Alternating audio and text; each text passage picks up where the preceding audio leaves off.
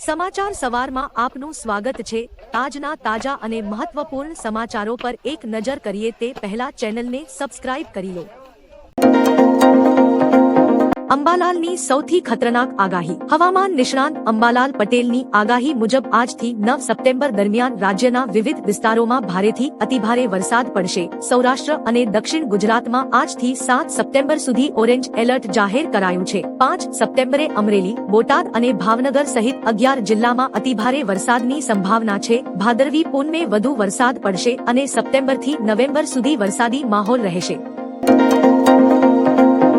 નવા GST slab મુજબ શું થશે સસ્તું, આવો જાણીએ। વડાપ્રધાન નરેન્દ્ર મોદીના 15 ઓગસ્ટના ભાષણ બાદ કેન્દ્ર સરકારે રાહત આપતા જીએસટી દરોમાં મોટો ઘટાડો કર્યો છે, જેનાથી ઘણી વસ્તુઓના ભાવમાં ઘટાડો થશે। જેમાં સૌથી પહેલા ખેડૂતોની વાત કરીએ તો ટ્રેક્ટર, તેના ટાયર અને ભાગો પર જીએસટી 18% અને 12%થી ઘટાડીને 5% કરવામાં આવ્યો છે। બાયોપેસ્ટિસાઇડ્સ, સૂક્ષ્મ પોષકતત્વો અને આધુનિક સિંચાઈ સાધનો પરનો કર પણ હવે માત્ર 5% રહેશે। કૃષિ મશીનરી પર જીએસટી 12%થી 5% થયો છે। આ પગલાથી ખેડૂતોનો ખર્ચ ઘટશે અને આવકમાં વધારો થશે। ફૂટવેર પર જીએસટી દરમાં ફેરફાર કરવામાં આવ્યો છે। 2500 થી ઓછી કિંમતના ફૂટવેર પર માત્ર 5% જીએસટી લાગશે, જ્યારે 2500 થી વધુ કિંમતના ફૂટવેર પર 18% જીએસટી યથાવત રહેશે।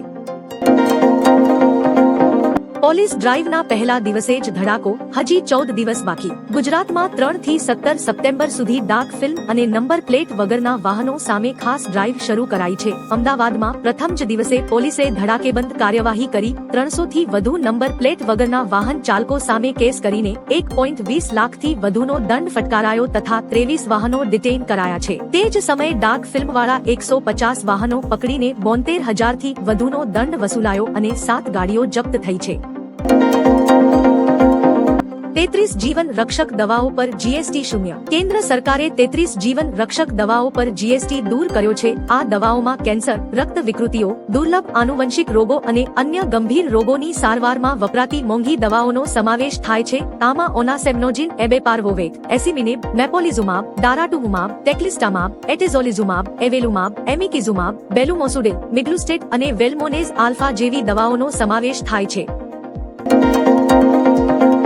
વરસાદની આગાહી વચ્ચે અનેક જિલ્લાઓમાં વરસાદ। રાજ્યમાં આગામી 3-4 દિવસ ભારે વરસાદની આગાહી કરવામાં આવી છે, જે મુજબ રાજ્યના વિવિધ જિલ્લાઓના તાલુકાઓમાં વરસાદ પડ્યો હતો।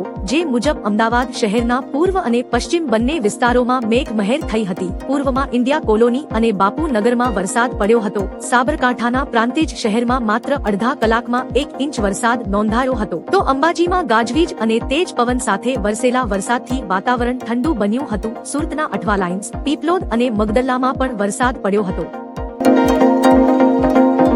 આ વસ્તુઓ પર કોઈ જીએસટી નહીં। 15મી જીએસટી કાઉન્સિલની બેઠક બાદ નાણામંત્રી નિર્મલા સીતારમણે જાહેરાત કરી છે કે વાળનું તેલ, સાબુ, બાર, ટૂથપેસ્ટ, ટેબલવેર અને રસોડાના વાસણો જેવી બધી ઘરગથ્થુ વસ્તુઓ હવે 5% સ્લેબમાં આવી ગઈ છે। દૂધ, ચેના, પનીર અને તમામ ભારતીય બ્રેડ પર કોઈ કર રહેશે નહીં। રોટલી અને પરાઠા વગેરે પર કોઈ કર રહેશે નહીં। પંજાબ હરિયાણામાં પૂરથી 48 લોકોના મોત। પંજાબ અને હરિયાણામાં ભારે વરસાદે પૂરની સ્થિતિ સર્જાઈ છે, જેમાં 48 લોકોના મોત થયા છે। હિમાચલ પ્રદેશના કુલ્લુમાં ભૂસ્ખલનથી નોંધપાત્ર નુકસાન થયું, જેમાં બિલ્ડિંગ ધ્વસ્ત થઈ અને રસ્તાઓ બંધ થયા। દિલ્હીમાં યમુના નદીનું પાણી ખતરાના નિશાનથી ઉપર વહેતા નીચાણવાળા વિસ્તારોમાં પૂર આવ્યું, રસ્તાઓ ડૂબ્યા અને એક ફ્લાયઓવર ધરાશાયી થયો। અધિકારીઓએ બચાવ કામગીરી શરૂ કરી, શાળાઓ બંધ કરાઈ અને રાહત શિબિરો સ્થાપવામાં આવી છે।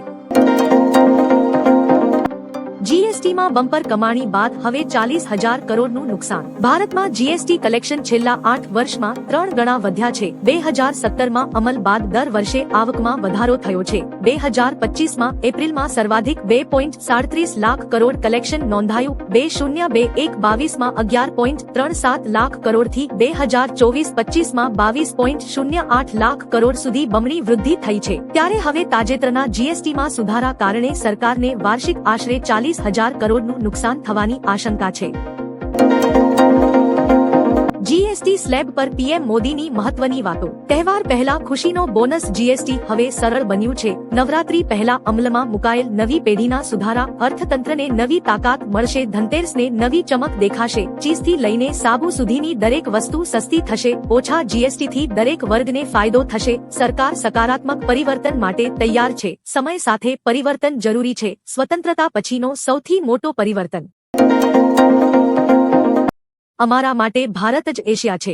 જર્મનીના વિદેશ મંત્રી જોહાન વેડફુલ પોતાની દ્વિદિવસીય ભારત મુલાકાતે દિલ્હીમાં પહોંચ્યા હતા। તેમણે ભારતના વધતા વૈશ્વિક મહત્વ પર ભાર મૂકતા જણાવ્યું કે જર્મની માટે ભારત જ એશિયા છે અને ભારત માટે જર્મની યુરોપની સમાનતા ધરાવે છે। વિદેશ મંત્રી એસ જયશંકર સાથેની મુલાકાતમાં વેપાર, સુરક્ષા અને વૈશ્વિક પડકારો પર ચર્ચા થઈ। બંને દેશોએ દ્વિપક્ષીય સહકાર મજબૂત બનાવવા નિશ્ચય કર્યો। આજથી ભારે વરસાદની આગાહી। રાજ્યમાં આવતીકાલથી 7 સપ્ટેમ્બર સુધી ભારે વરસાદની હવામાન વિભાગની આગાહી છે। કેટલાક જિલ્લામાં ગાજવીજ અને 30 થી 40 કિમી પ્રતિ કલાકની ઝડપે પવન સાથે ભારે વરસાદની શક્યતા છે। મોન્સૂન ટ્રફ અને લો પ્રેશર સિસ્ટમ સક્રિય થવાથી વરસાદનું જોર વધશે। માછીમારોને દરિયો ન ખેડવાની સૂચના અપાઈ છે। હવામાન વિભાગની આગાહી પ્રમાણે વાત કરીએ તો નર્મદા અને તાપીમાં અતિભારે વરસાદની આગાહી કરવામાં આવી છે। મહત્વનું છે કે ગઈકાલે રાત્રે અનેક જિલ્લામાં વરસાદ પડ્યો હતો, જેમાં અમદાવાદના અનેક વિસ્તારમાં ભારે વરસાદ પડ્યો હતો। માં અંબાને ચડશે 875 ગજની ધજા। અંબાજી ખાતે ભાદરવી પૂનમનો મેળો જામ્યો છે। માઈ ભક્તો પગપાળા યાત્રા કરી માતાજીના દર્શને પહોંચી રહ્યા છે। મેળાના માહોલમાં અમદાવાદથી માં અંબા સેવા કેમ્પ દ્વારા છેલ્લા 22 વર્ષથી 250 થી વધુ ભક્તો સાથે સંઘ ભાદરવી પૂનમના મેળામાં આવતો હોય છે। આ વર્ષે પણ સંઘ 2126 ફૂટ જે 1 કિમી જેટલી લંબાઈ એટલે કે 875 ગજની ધજા સાથે પદયાત્રા કરી નીકળ્યા છે। આ ધજા 7 સપ્ટેમ્બરના રોજ માં અંબાને અર્પણ કરવામાં આવશે। ટ્રમ્પને સીધી ધમકી। ચીનના રાષ્ટ્રપતિ શી જિનપિંગે વિક્ટરી ડે પરેડ દરમિયાન બેઇજિંગમાં ભાષણમાં યુએસ પ્રેસિડેન્ટ ડોનાલ્ડ ટ્રમ્પને નિશાન બનાવતા કહ્યું કે એક જ પ્લેનેટ પર રહીએ છીએ, કોઈની દાદાગીરી નહીં ચાલે, અમે ડરતા નથી અને આગળ વધીએ છીએ। પરેડમાં ચીનની હાઇપરસોનિક અને અન્ય મિસાઇલો જે અમેરિકા પર હુમલો કરવા સક્ષમ છે તે દર્શાવવામાં આવી, જેનું ધ્યાન ગ્લોબલ શક્તિ દર્શાવવા રાખાયું। 2024 સુધી ભારત આવેલા વિદેશી હિન્દુઓને વિઝા પાસપોર્ટની જરૂર નથી। ગૃહ મંત્રાલયે અચાનક સીએએ પર મોટો નિર્ણય લીધો છે। અફઘાનિસ્તાન, પાકિસ્તાન અને બાંગ્લાદેશના લઘુમતી જૂથો જે 31-20 ડિસેમ્બર 1924 સુધી ભારત આવ્યા છે, તેમને કોઈપણ મુસાફરી દસ્તાવેજ વિઝા પાસપોર્ટ વિના ભારતમાં રહેવાની મંજૂરી આપવામાં આવશે। ગયા વર્ષે જ્યારે સીએ લાગુ કરવામાં આવ્યો હતો ત્યારે ફક્ત 31 ડિસેમ્બર 2014 સુધી ભારત આવેલા લોકોને જ નાગરિકતા આપવાની જોગવાઈ હતી। ગુજરાતમાં આપનો ધડાકો અને ભાજપ કોંગ્રેસને મોટો ફ્રાકો। ગુજરાતમાં આમ આદમી પાર્ટીએ ભાજપ અને કોંગ્રેસને મોટો ફટકો આપ્યો છે। નર્મદા જિલ્લામાં 500 થી વધુ લોકો આપમાં જોડાયા છે। ભાજપના જિલ્લા પંચાયત ઉપપ્રમુખ દિનેશભાઈ તડવીએ પોતાના સમર્થકો સાથે આપનો ખેસ ધારણ કર્યો। ચૈતર વસાવા અને અરવિંદ કેજરીવાલની વિચારધારાથી પ્રેરાઈને આ પગલું લેવાયું છે।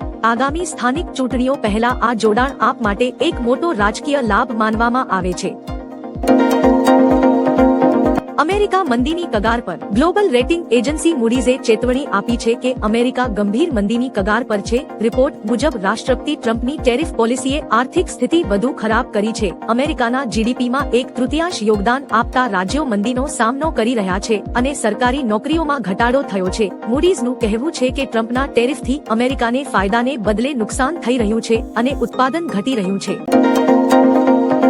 ગુજરાતમાં 4 થી 6 સપ્ટેમ્બર સુધી અતિભારે વરસાદની આગાહી। હવામાન વિભાગે ગુજરાતમાં 4 થી 6 સપ્ટેમ્બર દરમિયાન અતિભારે વરસાદની આગાહી કરી છે। મોન્સૂન ટ્રફ અને 2 સાયક્લોનિક સર્ક્યુલેશન સિસ્ટમ સક્રિય હોવાથી સાબરકાંઠા, અરવલ્લી, પંચમહાલ અને દાહોદમાં ભારે વરસાદની શક્યતા છે। અમદાવાદ સહિત અન્ય ઘણા જિલ્લાઓમાં પણ મધ્યમ વરસાદની આગાહી કરવામાં આવી છે। માછીમારોને આગામી 3 દિવસ દરિયો ન ખેડવા સૂચના અપાઈ છે।